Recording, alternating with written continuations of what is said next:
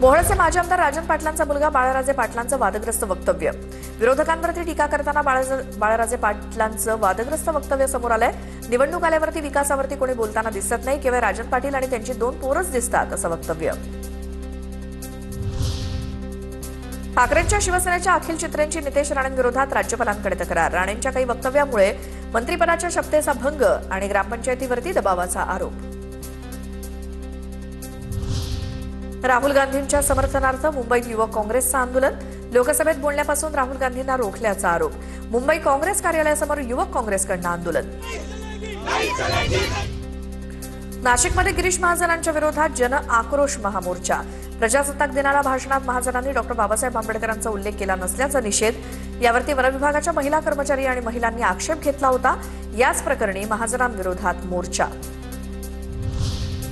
राहुल गांधींकडून देशासह लष्कराला बदनाम करण्याचा प्रयत्न, ते फक्त चर्चेत राहण्यासाठी आरोप करतायत। फडणवीसांची राहुल गांधींवर टीका। राहुल गांधींना फक्त खोटे आरोप करायचे, फडणवीसांची प्रतिक्रिया। भारत अमेरिका ट्रेड डीलचा शेतकऱ्यांना फायदा होणार, त्यामुळे शेतकऱ्यांचं कुठलंही नुकसान होणार नाही, तर सर्वांचा फायदाच होणार। मंत्री पियुष गोयल यांची संसदेत माहिती।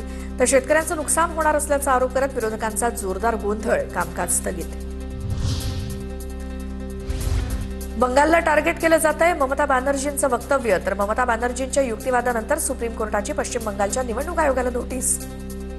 आता पुढची सुनावणी 9 फेब्रुवारीला होणार। एसआयआर मधनं वोट डिलीट केलं जात असल्याचा ममता बॅनर्जींचा आरोप।